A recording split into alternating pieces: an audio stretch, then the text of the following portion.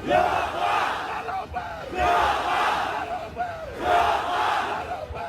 وزیرستان لسګونه زره اوسیدونکو پرون د میرانشاه نړیدلي ښار کې د پاکستاني ریاست څخه د خپلو حقونو ترلاسه کولو لپاره د عدالت او انصاف چغه پورته کړه. د پښتونخوا وطن زرګونه خلک سړي، ښځې، ماشومان او ماشومانې د خپلو ستونزو د حل لپاره یادې غونډې ته ورغلي. د پښتون ژغورنې غورځنګ وایي د غونډې اصلي موخه د پاکستان دولتي ترهګرۍ خلاف د غږ پورته کول او د تیر کال د خړکمر پیښې د 14 شهیدانو قاتلینو ته د سزا غوښتنه وه.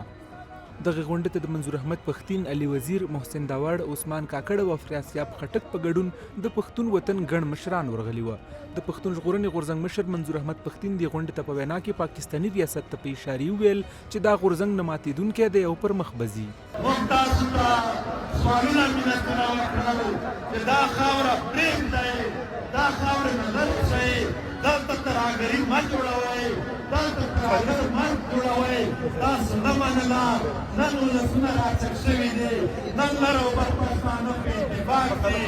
انشاءالله لږ د منظمتیا ته وخت پاتې دی، داسې غږ به په دې کار کېږي چې لر او بر وطن به راولي. په دې وطن کې چې څومره هم دښمنان دي یو هم نه پاتې کېږي، ټول به دې وطن نه سړي.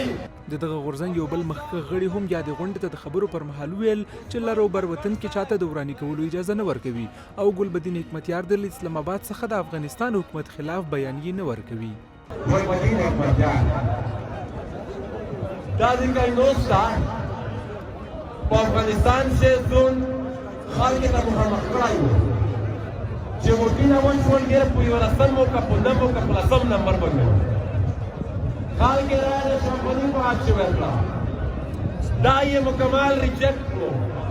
هغه ځکه چې روشي بیا د پاکستان ریاست د تفسیر پروتوکول ورکوي او دې نه دی افغانستان ته وایي چې په افغانستان کې د میش د دشمنانو حکومت ته او میش په ځان په ذریعہ خپل میش وا خبره وته کې چې د دې غورځنګ حدود نشته، د پی حدود دا په لر او بر افغان وطن شری چې څه پر د پی یو مبارز ژوندای وي کسان پختای که تو فلوریا پوزر باندې په بدونی نه پیسې نه